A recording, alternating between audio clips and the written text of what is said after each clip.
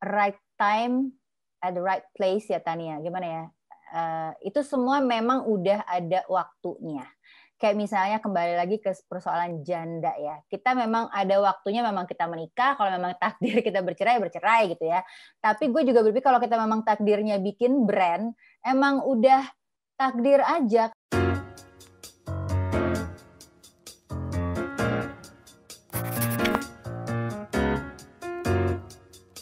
We have today Hairia Sari from Buka Lingerie. She is also a former fashion editor, and she has an IG account called Style Travelista, because to combine the passion of her love for fashion as well as traveling. She has a huge interest in not only clothing, tapi also curating local brands to help promote them globally through the government program Bekraf. And she continues to do that today. And today I have her on the show to talk about Buka Lingerie, kenapa she started that. And welcome to the show, Sari. Thank you Tania for having me yang udah keempat kalinya. It's my pleasure. I can have you all day. I don't mind. I feel bad because people don't know how great of an interview we had earlier. I know. So many times we had great interview, but people don't know because they disappear. So this is behind the scenes of podcasting life. Sometimes you have technical errors, and if you have good friends like Sari, diulang interviewnya. Tapi kalau yang lain yang mau punya podcast, semoga nggak ada ya masalah-masalah kayak gini karena mulus. Karena mungkin nggak sebaik gue yang mau ngulang lagi. Sama ya, sometimes you don't have a chance, nggak ada opportunity-nya untuk ngulang juga ya. Sampai Sari udah wardrobe change udah berapa kali lu? Karena udah karena gue mau pergi sebenarnya dari sini.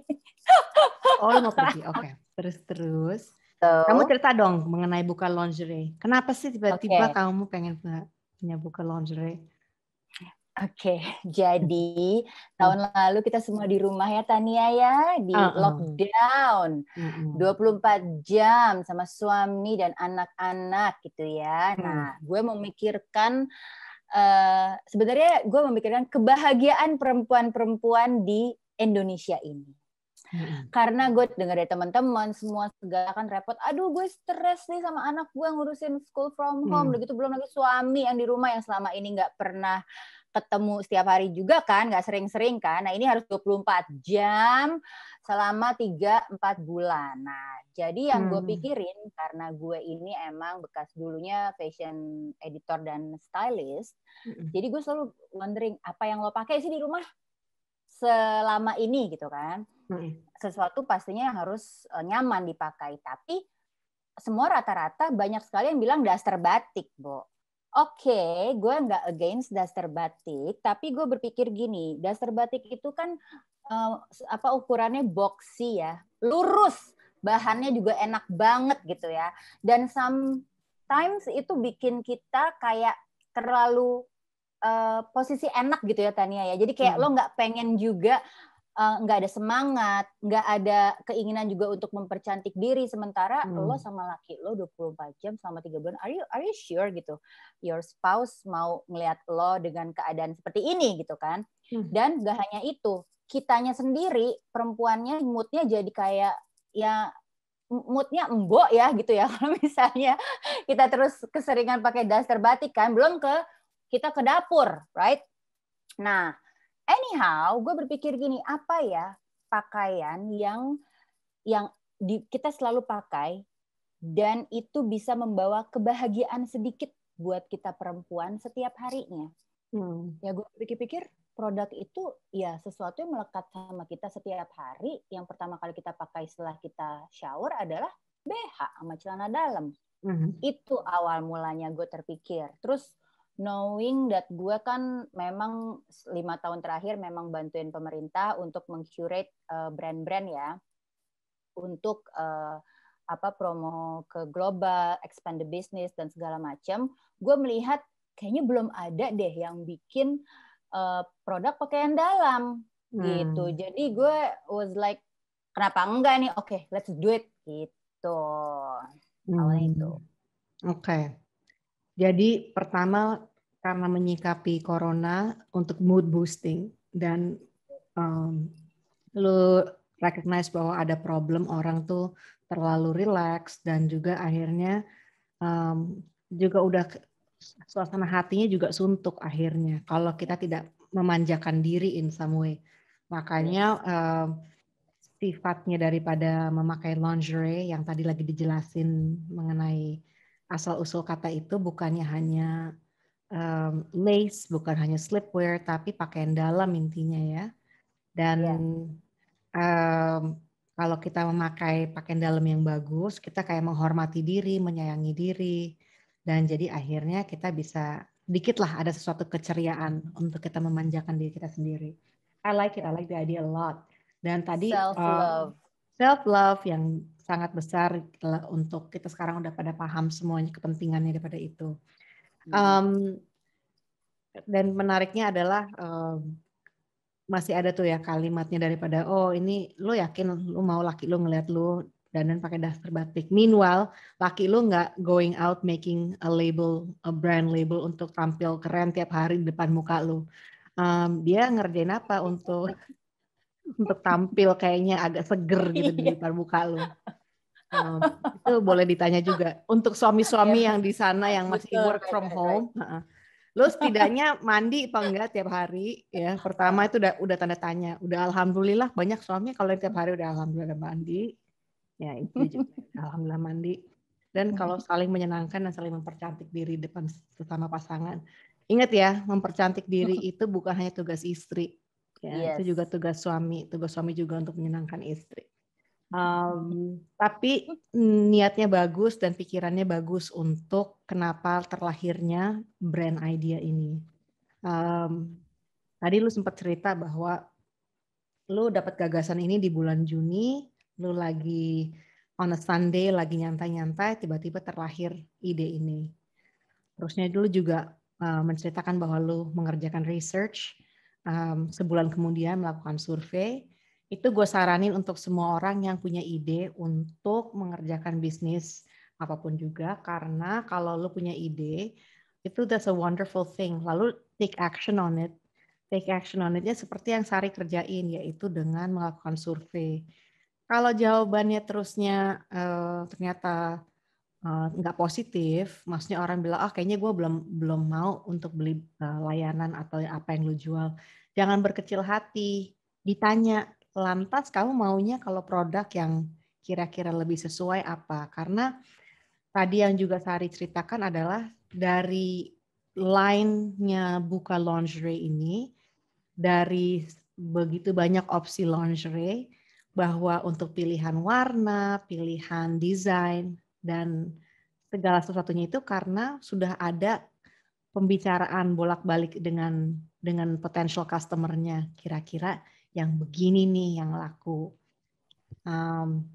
Terus kalau gue boleh fast forward untuk teman-teman yang dengerin, lo dari bulan Juni baru ada gagasan, bulan September udah jualan. November, sorry Tania. November, end of November jualan. Something happened in September. September produksi.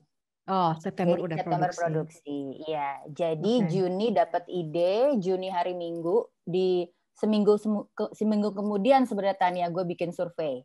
Jadi dalam waktu seminggu gue udah bikin survei dan gue udah bikin bisnis plan karena somehow gue tuh kayak kesurupan. Jadi kayak tiba-tiba semua ide ada di otak gue dan gue kayak semua ilmu dan semua pengalaman gue yang udah di industri fashion udah 20 tahunan ini gitu ya. Gue jadi kayak oh my god, gue udah tahu apa yang harus gue lakukan nih. Next-nya apa? Production, gue sourcing kain, material, karet apa itu di mana. Nah, itu kayak semua tuh kayak keluar gitu loh. Gue menganggap gue kesurupan sih saat itu dan memang rupanya WFH ini bikin kita tidak menyangka juga ya, maksudnya ternyata kita bisa punya ide yang out of the box mungkin dari di rumah aja gitu. Karena kan kita selalu berpikir bahwa dapat ide itu harus keluar rumah ya. Kayak dapat inspirasi, lo harus lihat apa gitu kan. Kita kan dulu selalu berpikirnya orang kreatif harus kayak gitu. Tapi ternyata no, Ini di rumah aja, padahal gue tinggal di apartemen aja gitu ya. Yang nggak kayak rumah kan. Ini aja gue bisa gitu loh mendapatkan ide ini. Jadi gue pikir, oke, it's sesuatu yang harus ya gue jalanin gitu, harus gue niat, gue pasti bisa nih gitu. Dan itu kan berarti kita bulan September production, September Oktober ya, sebulan production, sebulan setengah lah ya, almost 2 months, termasuk udah packaging, udah dapat packaging, udah Nah, di situ gue juga udah tahu, karena ya itu kembali lagi networking juga sih Tania. Kayak kan yang susah itu brand itu untuk marketing ya. Untuk gimana cara lo nge-boost tahu orang-orang tahu produk lo kan. Somehow karena gue memang bekerjanya sebagai wartawan fashion sama sempet dulu juga berita ya. Jadi gue kan sekarang tuh kayak tinggal teleponin gitu loh Tania. Teman-teman kita yang di industri itu dan model-model yang dulu gue suka juriin wajah Femina kan sekarang semua jadi pada supermodel terkenal nih gitu ya. Jadi gue tinggal telepon, gue tinggal menjelaskan bahwa hey, I have this product gini. Aku kirim ya, do you wanna pakai? Semua pada kayak, ya ampun Mbak Sari lucu banget ya, karena kan ini produknya gue bukan yang biasa kan, bukan yang outerwear or jacket or apa gitu. Ini sesuatu yang perempuan banget dan alhamdulillah ya mereka, misalnya gini, gue tuh ada list 50 influencer lah ya, around 50-an. Gak ada satupun yang aku expenses keluar untuk saat ini. Karena itu semua based on networking 20 tahun Dani ya. Yeah. Jadi kayak apa ya, memang key-nya sebenarnya kalau juga mau bisnis, it is networking sih. Itu yang orang-orang mungkin suka nggak banyak tahu ya Tania ya. Brand-brand itu yang kalau misalnya gue curate brand sih, apalagi yang UMKM, itu mereka terlalu kebanyakan kayak aduh malu-malu gitu loh. Aduh gimana ya, nanti saya entah marketing gimana ya, teman-teman aja apa gimana. Ya teman-teman oke, tapi jangan jadiin teman-teman itu market lo aja, lo harus lihat keluar juga gitu loh. Nah kayak misalnya jadi semua network kita tuh yang dari dulu bertahun-tahun yang mungkin gue juga belum udah lama nggak ketemu lagi, gue approach lagi gitu loh Tania. Jadi kayak kita kayak harus ada PD ya, kepercayaan diri untuk yaitu keep networking, bikin apa tuh istilahnya ya networking lah ya. Ya, tapi yang gue mau tekankan sini, mungkin nanti jadi yang dengerin jangan berkecil hati kalau lo nggak punya network 50 influencer untuk dikontak, ya. Karena kalau seandainya kasusnya Sari emang nggak harus bayar, nggak harus keluar uang karena memang udah kenal, udah dapat menjalin persahabatan. Jadi 2 hal yang harus berjalan paralel. Networking itu harus terjadi setiap saat. Dan walaupun kita tidak ada produk dan bukan berarti kita harus selalu menawarkan sesuatu untuk networking. Kita menjalin hubungan itu karena kita juga interested dengan apa yang orang lain itu juga mengerjakan. Jadi itu saling tunjang menunjang. Nah, kedua, kemudian satu hal lagi adalah yang dibilang Mas Ari tadi, ya nih ada yang kontak-kontak lama kita gue hubungin lagi walaupun udah dingin itu relationship-nya udah lama, udah bertahun-tahun mungkin nggak disapa, nggak apa. Tapi yang bisa kita ingat, petik pelajaran dari itu adalah jangan takut dari network kita yang kita sudah tahu, yang kita bina, mungkin even bahkan industrinya tidak selalu relevan. Tapi kalau kita kontak kembali dan menyatakan, hey, apa kabar? Ini kalau skripnya umpamanya ya, hey apa kabar? Lagi ada ide nih untuk punya launching a new brand of fashion line dan mau sekalian ngambil kesempatan ini untuk saling sapa. Jadi juga nggak perlu untuk terlalu pushy juga untuk mengenai brand kita, tapi bisa ada caranya kita untuk keluar lagi dari circle kita yang paling kecil, terusnya ke circle yang menengah, terusnya ke circle yang luar. Jadinya kita we never know nanti dari mana itu sambungannya kan. Dan untuk yang pemalu, untuk para introvert yang di sana, nggak apa-apa, latihan dikit-dikit untuk membuka diri, untuk cara untuk berkontak yang gimana. Mungkin lo bisa kasih naskah kalau seandainya lo tuh untuk kontak orang yang lo belum pernah kenal, Sar. Kan lo juga cerita bahwa dalam kerjaan lo dalam Backcraft adalah lo harus membangun network juga untuk pemerintah Indonesia untuk jualan local Indonesian brands di luar negeri.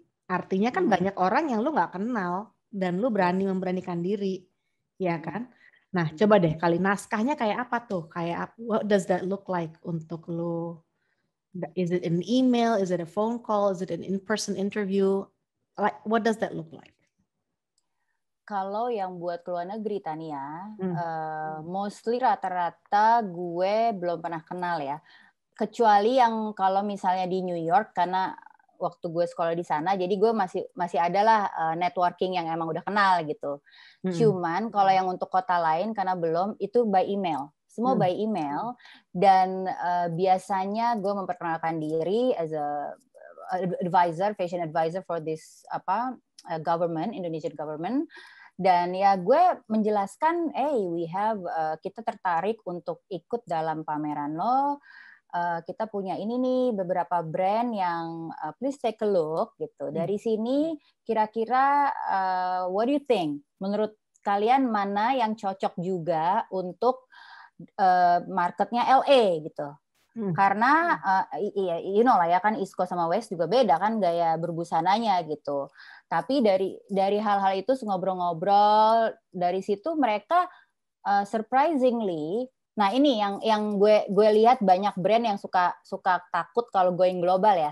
Mereka kayak suka takut ntar mereka gimana ya ngadepin gue, kan gue nggak kenal ya kan gitu kan Tania. Kebanyakan kayak gitu. Tapi sebenarnya kalau orang Amerika spesial you know it better ya Tania. Amerika tuh kan approachable ya, maksudnya kayak sangat chatty kan. Mereka kalau emang ada di industrinya yang sama, terus interestnya yang sama, mereka akan menyambut baik gitu loh. Ide-ide atau apa yang memang kita sampaikan ke mereka.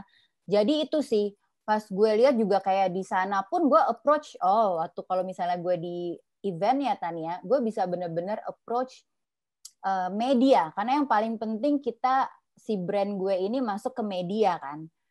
Nah untuk diliput media itu gue bener-bener ini ya, mungkin karena gue chatty juga kali ya, jadi gue ngobrol sama orang tuh gue emang medianya seperti apa contohnya? Medianya online media, jadi media setempat. Jadi kayak surat kabar, kok surat kabar sih gue ngomongnya sangat proper. Koran setempat gitu loh. Jadi koran atau tabloid di kota tersebut gitu. Gue nggak perlu yang misalnya kayak People Magazine gitu atau apa gitu ya. No, hanya di area acara tersebut awali dari situ. Dari situ karena kan akan ada liputan-liputan yang menurut gue ya lucu gitu. Untuk dari sini kita bisa memulai yang nanti lebih besarnya lagi kan gitu sih. Oke. Jadi kayak gitu online. Kebanyakan sih dan sekarang kan zaman sekarang online media. Gitu. Yeah. Jadi ya. Oke.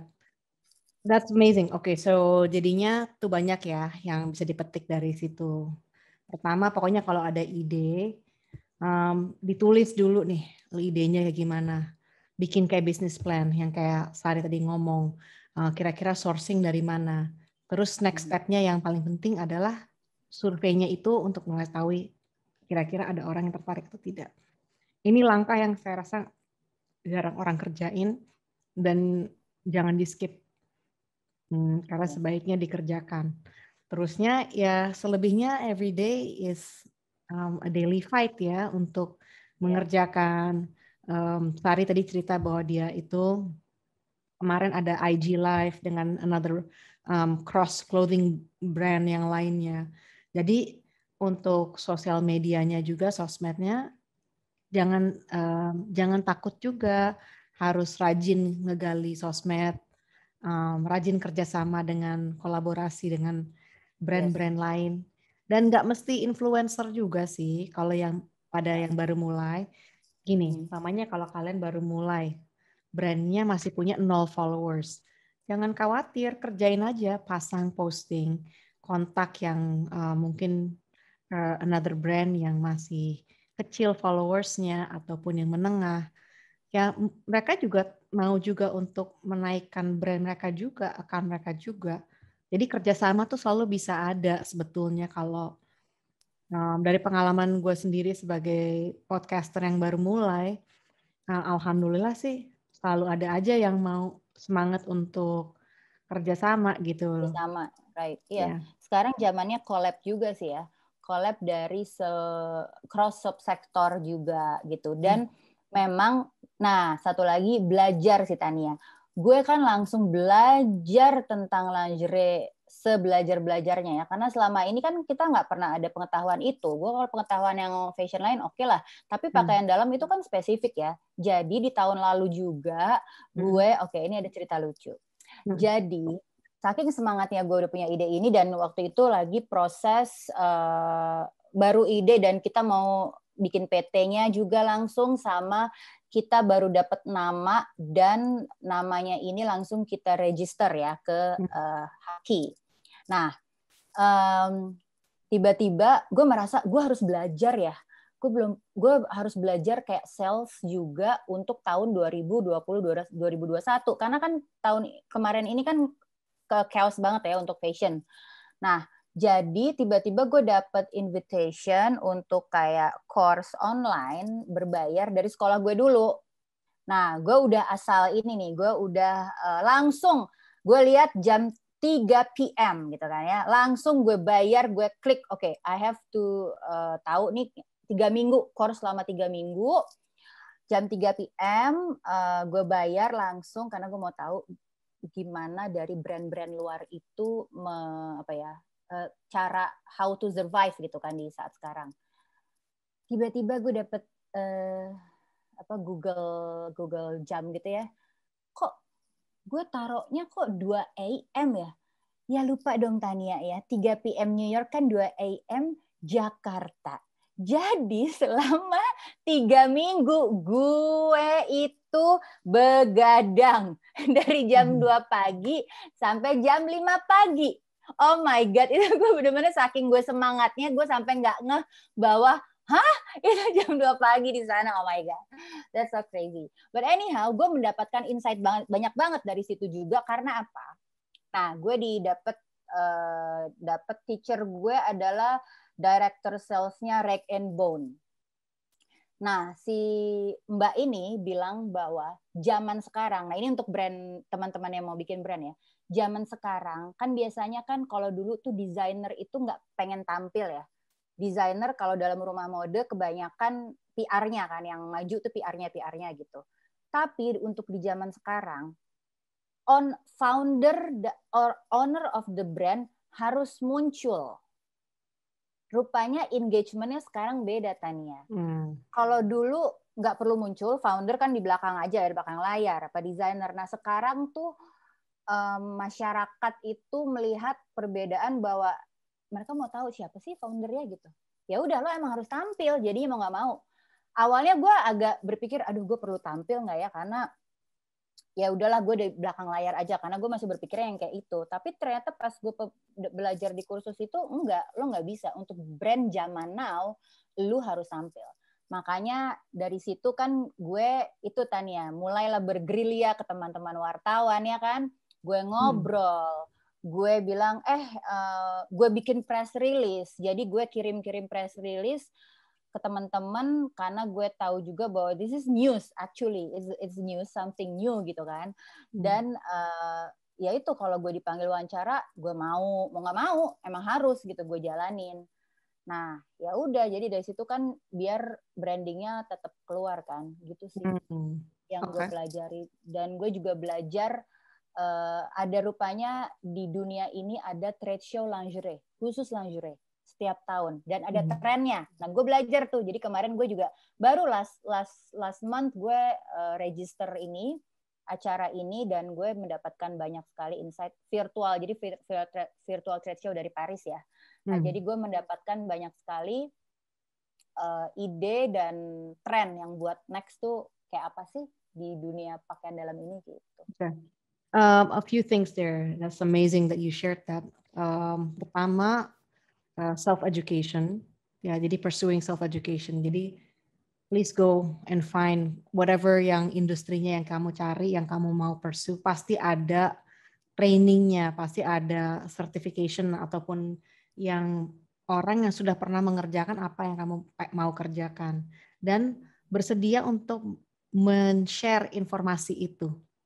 Ya, makanya di platform Janda Bercanda ini kita sangat terbuka dan mencari orang-orang yang juga sangat terbuka untuk sharing ide-ide mereka, kesuksesan mereka, kegagalan mereka, semua itu di-share karena dari situ juga kita belajar. Jadi pertama untuk online education.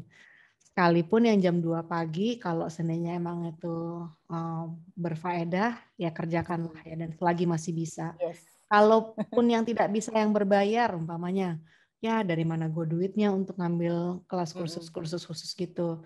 Oke, di dunia itu ada yang namanya Google, ada yang namanya YouTube. Semua itu informasi ada banyak sekali berlimpah ruah. Cuman kita harus tahu dan kita harus mau mencari informasi itu. Yang kedua yang menarik juga lah, lo menceritakan bahwa lo langsung, mungkin karena lo sudah terbiasa dengan bekerja dengan brand yang paten ya, brand-brand lainnya yang lo kerja, bahwa lo langsung menciptakan PT. Itu keputusan itu kenapa, Sar? Gini, karena untuk UMKM, jadi kan ada brand macam-macam ya, yang mikro banget sama yang udah sedikit established lah ya, UMKM semua dan lokal brand. Nah, kalau kita mau besar, at least kita punya legalitas. Kalau kita mau, apalagi kalau mau expand ke luar negeri, udah pasti paling nggak lo punya CV. Nah, jadi waktu itu persyaratan kurasi kita juga di awal-awal selalu legalitas. Kita lihat legalitas deh. Kalau lo nggak punya legalitas, sorry. Lo bikin dulu aja, baru nanti kita bantu gitu loh Tania. Nah di situ gue tahu banget bahwa ya penting lah, karena kan kita juga harus bertanggung jawab ya dengan brand kita. Kita harus, kalau mau berkembang, kalau mau naik kelas ya memang harus memiliki poin-poin yang memang ya ini kan bisnis ya, yang memang ya serius. Kalau emang lo mau serius gitu, jadi nggak bisa main-main juga bikin brand. Paling nggak CV deh, punya CV aja, it's okay. Kenapa kita akhirnya memutuskan punya PT? Karena ya kan rencananya pengen going global juga gitu. Kalau going global kan legalitas PT kan lebih gimana gitu kan. Jadi ya udah itu dulu. Plus yang suka lupa brand-brand itu yaitu mendaftarkan HAKI Tania. Hak kekayaan intelektual itu untuk logo dan produknya itu suka banyak, itu tuh kayak banyak banget ya, gue lihat 5 tahun punya brand tapi belum dihakiin gitu, itu banyak sekali. Jadinya misalnya tiba-tiba dicontek sama siapa gitu kan ya, ya lo nggak bisa marah juga karena lo belum patenin gitu. Tapi yang lo kalau dihaki itu kan yang lo yang menjadi hak kekayaan intelektualnya yang bisa didaftarkan adalah nama brand dan logo umumnya kan. Kalau ya, seni desain dicontek, bisa. Enggak, tapi setiap kali setiap desainnya harus didaftarin. Ya enggak juga sih. Jadi gini, sebenarnya kayak kita kan, nah ini internal brand sendiri harus berpikir. Kan misalnya ada signature ya, signature brand, signature design. Kalau yang memang benar-benar signature design banget, yang super keren, apa gimana lo nggak mau orang lain contek, lo hakiin deh better gitu. Tapi kalau misalnya enggak, rata-rata biasanya enggak ada sih. Oh ini, biasanya kebanyakan hakiin ilustrasi. Ya. Design illustration. Design ya. Motif ya. Nah itu yang gue tahu ada banyak yang seperti itu. Tapi ya itu untuk nama. Jadi kelihatan juga kalau misalnya ada investor. Nah misalnya kita mau cari investor. Investor kan bisa lihat juga, oh ini serius ya nih brand ini udah dihakiin, udah ada PT gitu loh. Jadi mereka juga invest ke kita dengan tenang. Gitu, diharapkan seperti itu. Oke. Jadi sekarang di perusahaan lo ini, di brand lo ini ada berapa orang yang kerja total? Founder bertiga, gue sama berdua. Jadi kita perempuan-perempuan, 3 perempuan, dan kita punya tim. Jadi kita hire desainer khusus lingerie 1, sosmed strategi 1, dan customer relations yang mengurus segala shipment dan order. Nah, sales lah ya. Ya. Sales department. Okay. Jadi 6 orang total ya antara founder dan operasional. Nah, dari kan lu tadi bilang bahwa lu udah bikin inventory. Semua dijualnya online dari Tokopedia, dari Shopee, dari website bukalingerie.com. Nah, items di store-nya di mana? Di warehouse, di gudang, apa di rumah lu? Ada, kita gudang. Jadi kita nyewa satu tempat kecil lah ya, gudang gitu. Yang karena gini, kembali lagi, memang kita banyak gini, gue terpikir kalau mungkin gue umur 20-an punya brand, kayaknya di rumah gue nggak apa-apa deh gitu ya. Jadi kayak semua tumpuk ya. Gue yang ngerjain sosmed, hayo gitu kan ya. Gue yang ngerjain marketing, gue ini segala macam shipment, I'll do it. Dan di rumah gue juga, gue bisa sendiri. Tapi kan kita udah usia ya Tania ya. Jadi partner gue juga umurnya udah 50-an ke atas. Jadi kita tuh menyisihkan lah ya sedikit uang kita lebih gitu ya untuk kita bikin proper gitu loh, yang profesional. Kita hire aja deh orang yang memang kita udah lemah nih di sini gitu. Kayak sosmed gue udah nggak bisa lagi ya. Gue cuman bisa kasih direction apa, tapi kan harus anak-anak muda nih yang ngerjain gitu loh, nggak bisa gue sendiri. Terus kayak ngitung-ngitung inventory, secara gue jelek banget matematika gue nggak bisa ngitung ya. Jadi no, gue should better hire orang yang tahu nih jelas-jelas yang bikin Excel ina itu. Oh my god, gue sih nggak mungkin bisa lah. Jadi gitu loh. Jadi kita bertiga punya porsi kerjaan masing-masing dan meng-hire anak-anak ini juga sesuai dengan hal yang emang kita nggak sanggup kerjakan gitu. This is so beautiful because this conversation about knowing your limits, knowing what you're good at, knowing what you're weak at, also, part of that knowing your limits. Itu penting banget ya untuk yang dengerin karena kadang-kadang, kalau sebenarnya emang ada yang baru mulai dan emang uangnya terbatas untuk yang didedicate untuk usahanya, then you kind of need to do everything. Then you kind of need to do more of everything on your own. Tapi itu pembicaraan yang menarik sekali. Ini untuk sebuah usaha, mau sekecil apapun juga, kalau kita pun mau ngomong, kita mau jualan makaroni, kita mau jualan cookies, apapun juga, perlu modal untuk bahan dasar makanannya, untuk branding, untuk packaging, untuk delivery, at minimum. Walaupun kita mengelola social media dengan sendiri kita, itu perlu ditanya, kita bisa punya uangnya berapa yang kita bisa spend untuk brand ini. Dan satu hal yang tidak tersirat dalam nilai uang adalah tenaga dan pikiran. Kita bisa tidur nggak nih kalau malam, kalau seandainya gue jualan gini, kalau ternyata akhirnya gue nggak bisa tidur, sakit gigi gue, mules setiap hari mikirin, ya ampun, itu orderan gue belum kirim tadi. Gue udah janji gue mau kirim, gue nggak kirim, mampus gue. Harus refund nih. Aduh, ya ampun, gue tiap hari gue cuman untuk ngurusin accounting doang nih. Ya ampun, gue ini belum cek inventory weekend kemarin. Right. Kalau jadi juga advice-nya adalah sebelum kita memulai buka pintu pertama kali, boleh kita take order. Tapi sebelum kita akhirnya menjalankan terima uang dari PO itu atau menjalankan sesuatu, make sure kamu tuh udah ready framework-nya. Jadi nggak kelabakan nantinya juga. Dan juga ada follow through sistemnya. Yang what's beautiful about Sari's story adalah dia ini framework-nya udah dia siapkan. Jadi begitu ini jalan, nggak kagok gitu loh. Dan it's okay to say I'm not good at math. Gue nggak pengen bikin worksheet. Gue nggak pengen seumur hidup gue sampai bikin worksheet. Gue cuma pengen tiap 3 bulan sekali ngelihat atau tiap minggu ngelihat daftar penjualan. Nggak apa-apa itu harus ditengok, nggak apa-apa. Itu harus, yes.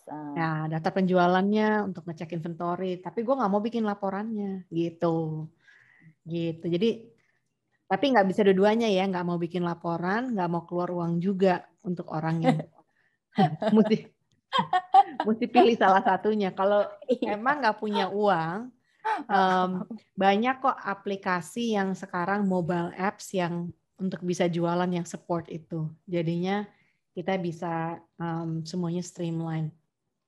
Go check it out di App Store atau di Google Store, itu banyak sekali. Pokoknya the resources are out there untuk belajar, untuk managing your business, ya. Dan banyak yang anak-anak muda-muda yang semangat pengen juga untuk kerja, untuk pengalaman kerja. Wonderful. Okay, so I'm really excited about Buka Lingerie. Nanti kalau seninnya Janda Bercanda Women on Money series, kita bikin acara. Sari datang ya sebagai salah satu speakernya untuk memberikan inspirasi untuk orang yang mau buka brand label, fashion label. Ya dong, senang banget Tania, mau banget gue. Benar-benar. Dan apa ya, kalau misalnya, kalau gue pikir-pikir juga ya, ini kan brand Buka kan di zaman pandemik, orang suka nanya tuh ya, pada wartawan suka nanya, susah nggak sih Mbak? Bukannya susah ya, harusnya di zaman pandemik ini lo launch a brand gitu kan ya, apalagi jualan gitu. Tapi memang itu ya, memang semua tuh ada waktunya ya. Gue juga berpikir kayak prinsip gue itu semua itu memang right time at the right place ya Tania. Gimana ya? Itu semua memang udah ada waktunya. Kayak misalnya kembali lagi ke persoalan janda ya. Kita memang ada waktunya, memang kita menikah. Kalau memang takdir kita bercerai, bercerai gitu ya. Tapi gue juga berpikir kalau kita memang takdirnya bikin brand, emang udah takdir aja. Kayak sebenarnya gue tuh nggak pernah mau bikin brand Tania. Karena gue tahu betapa susahnya bikin brand. Dan gue nggak pengen kayak yang, oh no, gue nggak mau repot-repot ya. Ngurusin jualan keinginan orang yang size-nya S, M, L gitu kan, belum ngukurnya ina itu. Gue dari dulu nggak pernah kayak against. Semua orang pada nanya, Mbak Sari, lu nggak pernah mau bikin brand? Gue bilang, no. Gue bantuin brand aja, gue udah happy gitu, gue udah seneng. Tapi entah kenapa, gue ada calling kemarin pas buka ya, karena itu kali mungkin gue pengen bantuin perempuan kali judulnya ya. Karena niat gue adalah pengen lo happy, lo kece, perempuan tuh happy, kece, cantik dengan pakaian dalam yang cantik gitu. Jadi gue semangatnya itu. Dan yang gue lebih happy juga kemarin karena kita udah ada repeat customer kan dari November, end of November sampai sekarang nih kita 4 bulan kan. Itu tuh udah ada repeat customer dan salah satunya usianya 60-an, 68 tahun. Dan gue merasa, wow, ini lucu banget gitu. Kayak gue tuh kayak seneng yang karena range kita sebenarnya segmen kita 25 sampai 50. Dan tiba-tiba ada nenek-nenek ini ya, seorang eyang yang dia beli setiap kali kita ini koleksi dia beli, itu tuh kayak gue happy-nya beda gitu loh. Oh lucu, berarti dia memang love sama dirinya juga. Jadi dia menghargai, dia membeli sesuatu yang cantik untuk dirinya, untuk kebahagiaan dirinya. Dan kalau gue stok ke IG-nya dia, gue stok ke IG-nya dia, emang ini perempuan yang sangat aktif, masih aktif sampai sekarang, masih ingin tampil ya. Karena menurut gue kan kita selalu berpikir kalau udah tua, makin tua kita makin nggak dandan ya nggak sih Bo ya. Dulu kan kita berpikirnya gitu ya, kayak aduh ngapain sih lo udah tua ini gitu kan. Adalah pemikiran-pemikiran seperti itu. Tapi enggak sih, menurut gue semakin lama gue hidup di dunia ini, gue pikir kayaknya nggak bisa. Lo makin tua justru kayaknya lo harus makin semangat, makin apa ya, ya karena aura positif itu ya, kalau kita enjoy life, enjoy apa tuh kayak semuanya jadi ngikut kita ya, ngikut kita happy juga gitu, sekeliling kita gitu, jadinya keluarga kita jadi happy juga gitu sih. I think so. Ya, Jelita at any age. Yes, exactly. Bagus ya namanya, Jelita in any age. Itu bagus yeah. buat judul. Okay. Judul buku, judul apa gitu ya. Ya. Kita mau nulis buku bersama mungkin? Janda Bercanda dan Buka Lingerie. Iya. Ayo. That's a good idea. Iya, mau banget. Oh my God. Bener. Ya kan mantan wartawan ya. Yes, let's do it. Jelita at any age. I'm all for it. Oke. Yang namanya Sari ini sudah sibuk, karena secara ini juga sudah interview kelima hari ini. Kita say goodbye dulu untuk hari ini. Dan thank you again for being on the show. Selalu lucu, selalu menginspirasikan, dan semoga sukses terus. Oke, dan Buka BOOK Lingerie. Ya, BOOKA Lingerie. Jadi boleh nggak di-share itu kenapa awalnya namanya Buka? Boleh dong. Kenapa cerita? Ya. Jadi yaitu tips lagi, nyari nama untuk sebuah brand itu susah banget. Pertama, kita harus ini tuh semua hal ini gue pelajari dan gue tahu karena gue berinteraksi sama ratusan brand ya, brand yang berhasil, brand yang enggak, semua jadi gue belajar dari mereka semua. Nah, kita memang harus punya nama, cari judul nama itu yang memang soul-nya si produk lo gitu. Apa sih produk lo? Cari yang auranya ada di situ sama gitu loh. Satu. Kedua, cara ngucapinnya nggak susah, Bo. Karena gue aim-nya udah pengen juga going global suatu saat nanti, jadi gue berpikir harus mencari nama yang juga kalau orang bule nyebutin gampang, ya kan? Dan eye-catching buat di Indonesia gitu. Terus gue pikir-pikir itu susah banget nyari nama karena setiap kali gue punya ide, tiba-tiba di IG udah ada Tania. Ide di IG tuh udah ada banyak store-store yang namanya, yang seperti yang gue pengenkan gitu kan. Until one day, gue itu kan kita kerjaannya selama kemarin di rumah itu aja kan ke dapur terus ya. Ke dapur terus, udah gitu kita bolak-balik, gue buka kulkas mulu karena laki gue harus makannya pagi, siang, malam beda-beda. Jadi gue harus masakin dia kan. Kerjaannya gue ke dapur. Plus kerjaan kita selain ke dapur ngapain? Mandi, pakai baju kan. Buka, pakai dan buka baju. Tiba-tiba gue langsung yang wait. Kenapa nggak buka aja ya gitu? Buka. Toh itu kan buka baju kita, buka pakaian dalam, buka kulkas gitu ya. Kalau mau diasosiasiin ke situ. Tapi gue langsung mikir kalau bukanya BUKA kan susah dong. Orang bule kan ngomongnya biuka ya kan ya. Jadi gue langsung ide. Ini kan pakaian dalam kan boobs ya. O dong, O2. Jadi gue langsung let's try BOOKA. Pas gue cari di IG belum ada yang pakai nama itu. Jadi gue langsung save lah tuh nama di IG dan langsung gue save juga di website. Gue domainnya langsung gue beli semua segala macam, langsung gue telepon orang haki besoknya. Jadi gue langsung Pak tolong paten, dan gue minta desainer gue langsung bikin logo dan langsung dipatenkan. Dan logo gue jadi lucu kan karena O-nya 2. BKA-nya kecil tapi O-nya 2. Jadi gue pikir nih pengen playful juga tapi nyambung gitu dengan produk gue gitu. I like it. Kita jarang untuk ngomong di sebetulnya tidak, that's not true. Tapi untuk specifically how an idea comes and how the headline or the title of a product comes to creation, itu bagus sekali lo share kayak gitu supaya orang bisa tahu nih, lu kalau ide tuh bisa datang dari mana aja, dan kadang-kadang bisa karena aktivitas harian lu yang sederhana gitu loh, maksudnya dari buka kulkas sama buka baju akhirnya bisa terpikir untuk sebagai label of brand. Fantastic, I love it. It's amazing, wonderful story, and I'm so happy for you. Dan juga bahwa sekarang you're happily married, mantan janda ya, jadi mantan janda yang masih janda berjanda cuma Tania, yang Sari udah Alhamdulillah semuanya. Yes. Amin. Oke, Sari, salam sama keluarga ya. Thank you Tania. Bye. Have a good day. Bye. You too. Bye. Hey, have you subscribed yet? If you haven't, please do. Don't forget to hit the notification bell and share it with the ones you love. All right. See you in the next episode.